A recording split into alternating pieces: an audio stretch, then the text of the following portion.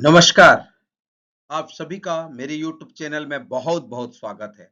साथियों, आप सभी को यूविन में एंट्री करने के लिए बहुत-बहुत धन्यवाद। आप सभी ने बहुत ही बखूबी से यूविन में कार्य कर रहे हैं और यूविन में एंट्रियाँ भी आपने सुचारू रूप से क्रियान्वित किया है। सभी ने मुख्य रूप से यूविन में टीकाकरण को रियल टाइम में एंट्री करना प्रारंभ कर दिया है। सभी स्तर पर इसकी सेशन प्लानिंग और सेशन हेल्ड का कार्य किया जा रहा है। आज मैं मुख्य रूप से आप सभी को जो 10 महत्वपूर्ण पॉइंट है, जिसको आपको ध्यान रखने की ज़रूरत है, जिसे आप ध्यान रख कर के आसानी से यूविन पोर्टल में एंट्री कर सकते हैं। तो आइए मेरे साथ और बनिए यूविन में ध्यान देने योग्य 10 बातों को सीखें। तो सबसे पहले मुख्य रूप से जो 3 इम्पोर्टेंट रोल होता है, वो है facility manager, delivery point manager और both facility manager and delivery point manager. तो यहाँ पे आप सभी ने देखा होगा कि सभी पीएससी स्तर पर जहाँ पे फैसिलिटी मैनेजर हैं, तो फैसिलिटी मैनेजर को मैंने पूर्व में भी परिभाषित किया है।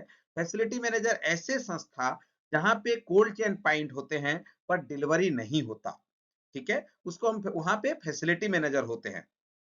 डिलीवरी पॉइंट मैनेजर उसे कहते हैं जहां पे डिलीवरी तो होता है पर कोल्ड चेन पॉइंट नहीं होते हैं, ठीक है? ऐसे को हम डिलीवरी पॉइंट मैनेजर के रूप में लेते हैं। और एक होता है आपका बोथ, जहां पे फैसिलिटी मैनेजर और डिलीवरी पॉइंट मैनेजर होते हैं, ठीक है? तो जो फैसिलिटी मैनेजर है और बोथ जो ऑप्शन है, वो जो यूआरएल यूज करते हैं वो एडमिन का यूआरएल यूज करते हैं। डिलीवरी पॉइंट मैनेजर जो है वो वैक्सीनेटर का यूआरएल यूज करते हैं।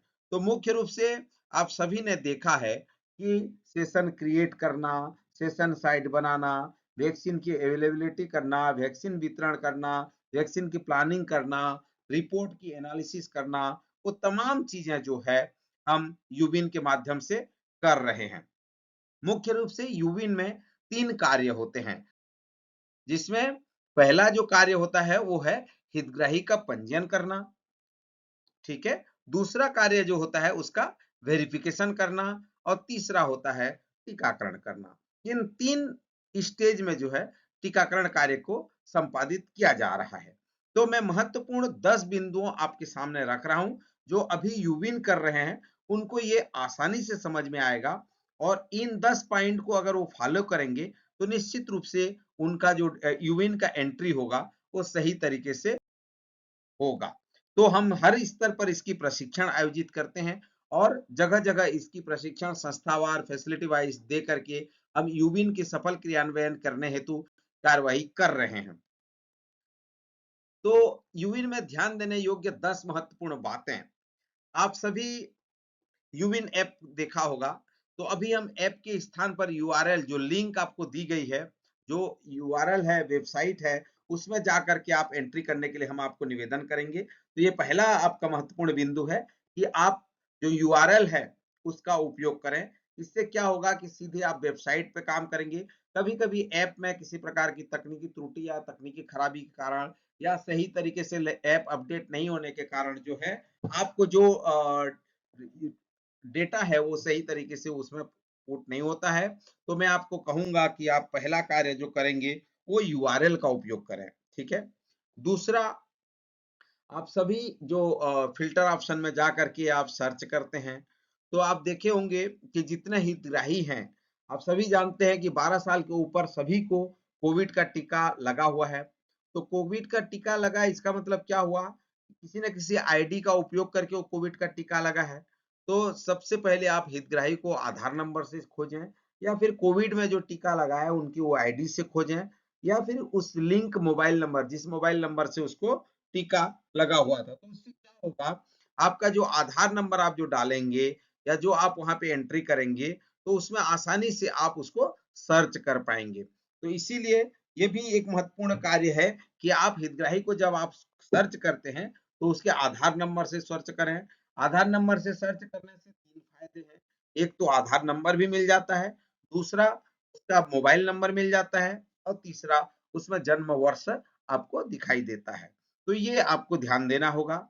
तीसरा महत्वपूर्ण बिंदु है हितग्राही का श्रेणी निर्धारण, अर्थात जब भी आप पंजीयन करेंगे तो उसके डेट ऑफ बर्थ के अनुसार जो पंजीयन में जैसे मान लीजिए कोई ईयर डालते हैं, तो उससे वो खुद ही आइडेंटिफाई कर लेगा हमारा यूविन पोर्टल कि ये इन्फेंट है, कि चाइल्ड है, कि ये सिटीजन है, ठीक है, या प्रेग्नेंट लेडी है। तो ये तमाम चीजें जो है आपको अब डेट ऑफ बर्थ के अनुसार आपको रिपोर्ट करना है, ठीक है। इसमें जैसे मान लीजिए किसी का उम्र अभी 2023 डालेंगे, तो तुरंत वो आइडेंटिफाई कर लेगा कि ये कितने ईयर का बच्चा है, कब का है, वो सारी चीजें जो है कैलकुलेट है। तो आप यहाँ पे आपको जन्म के वर्ष के आधार पर निर्धारण दिखाई देगा। चौथा पॉइंट है, बच्चे के माँ एवं पिता को आधार एवं अन्य आईडी से सर्च करने के उपरांत भी हितग्राही नहीं मिले। मान लीजिए आपने उसको आधार से सर्च किया, या जो भी कोविड टीकाकरण के लिए अन्य जो आईडी किए थे उपयोग, उस पर भी आपने सर्च किया, मान लीजिए वो नहीं मिलता है, ठीक है। उस स्थिति में आपको करना क्या है? उस स्थिति में आप उन हितग्राही को, उन माता पिता को सिटीजन और गार्जियन के रूप में आपको पंजीयन करना है, और पंजीयन करके फिर बच्चे को टेक करना है, ठीक है। तो ये छोटे छोटे पॉइंट जरूर लगते हैं, पर आपको इसको ध्यान देना बहुत जरूरी है। पांचवा बिंदु है, पंजीयन में डीओबी के आधार पर यूविन स्वयं निर्धारण करेगा। जैसे ही डेट ऑफ बर्थ डालेंगे, तो यूविन खुद से ही निर्धारण कर देगा कि ये इन्फेंट है, कि चिल्ड्रन है, कि ये सिटीजन है। तो इसमें वरी होने की जरूरत नहीं है। पहले ये अमेंडमेंट हुआ है, पहले तो खुद को चुनना पड़ता था, पर ये यूविन में अभी अमेंडमेंट हुआ है कि इन्फेंट, चिल्ड्रन और सिटीजन और गार्जियन का जो इंफॉर्मेशन है, यूविन खुद से ही निर्धारित कर देता है डेट ऑफ बर्थ के आधार पर, ठीक है। पांचवा छठवां बिंदु, गर्भवती महिला के पंजीयन के दौरान LMP date, blood group and last pregnancy outcome की एंट्री करना होता है। जब भी आप प्रेगनेंसी डिक्लेयर करते हैं, तो उस समय आपको ये 3 जानकारी मांगी जाती है। तो कई बार क्या होता है कि जो हमको ये लास्ट प्रेगनेंसी आउटकम की जानकारी हम नहीं भरते हैं।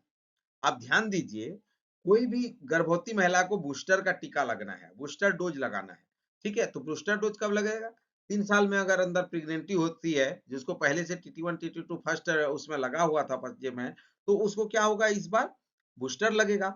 लेकिन अगर आप उसका लास्ट प्रेगनेंसी आउटकम की एंट्री नहीं करेंगे, तो आपको सीधे टीटी1 और टीटी2 दिखाई देगा, बूस्टर डोज दिखाई नहीं देगा।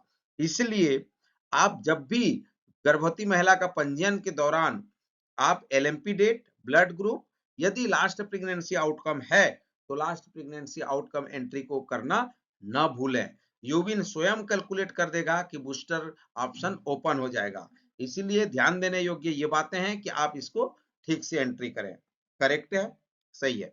सातवां पॉइंट, सातवां महत्वपूर्ण बिंदु यह है कि हितग्राही का नाम, मोबाइल नंबर एवं अन्य आधारभूत जानकारी में यदि कोई सुधार करना चाहते हैं, कोई हितग्राही का, जैसे देखे होंगे कि जन्म के समय बच्चे का जो है बेबी अप, मतलब baby up Shakuntala, baby up Raju, baby up Rahu, इस तरह से नाम आता है।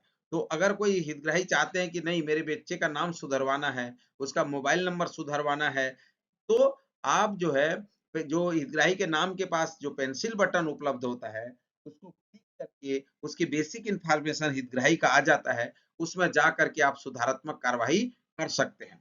सुधार कार्य करते समय ध्यान दीजिए, एक ओटीपी आएगा, और ओटीपी किसके मोबाइल में आएगा? जो वैक्सीनेटर है, जो टीकाकर्मी है, उसके पंजीकृत मोबाइल नंबर पर वो ओटीपी आएगा। तो आप वो ओटीपी लेकर के उसको सुधार सकते हैं। हितग्राही के में नहीं जाएगा, ध्यान रखिए, हितग्राही के में ओटीपी नहीं जाएगा, ओटीपी आपके मोबाइल में आएगा। तो इसीलिए आप अपने मोबाइल में ओटीपी लेकर के इसको, उनका जो डिटेल है उसको सुधार कर सकते हैं, ठीक है।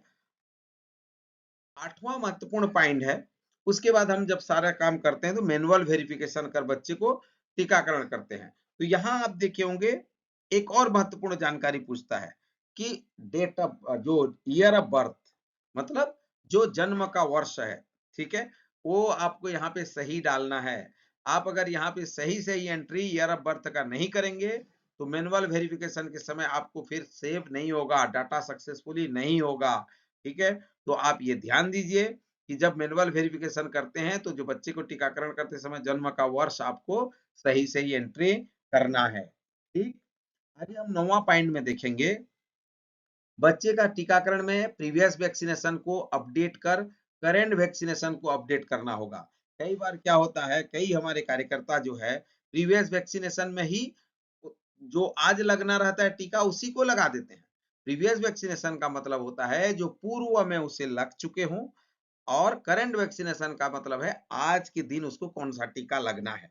तो जब आप अपडेट करेंगे तो प्रीवियस वैक्सीनेशन में पुराने को और करंट वैक्सीनेशन में अभी को अपडेट करना है। और ध्यान दीजिए, सभी अपडेट निर्धारित समय सीमा में करें, है ना? तो उससे क्या होगा, आपको करंट वैक्सीनेशन में केवल एक क्लिक करने से ही आपका टीकाकरण हो जाएगा। हमने कई बार अपने यूविन पोर्टल में इसको करके भी दिखाया है। हमारे यूविन जो हमारा यूट्यूब है उसमें ऑलरेडी इसके बहुत सारे वीडियोस बने हुए हैं।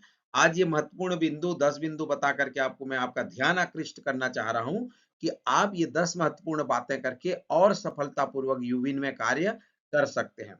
और एक अंतिम और महत्वपूर्ण बात है, जो कि डिलीवरी पॉइंट में है।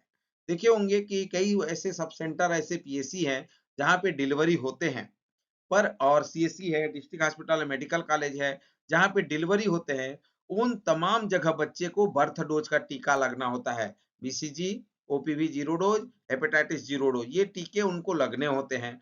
तो उस स्थिति में डिलीवरी पॉइंट में महिला को पहले डिक्लेयर प्रेगनेंसी ऑप्शन का उपयोग कर डिलीवरी डिटेल की एंट्री करके बच्चे का टीकाकरण करना होगा। इस कार्य हेतु टीकाकरण सत्र की आवश्यकता नहीं होगी। कई एनएम दीदी ये सोचते हैं कि सेशन नहीं बना है।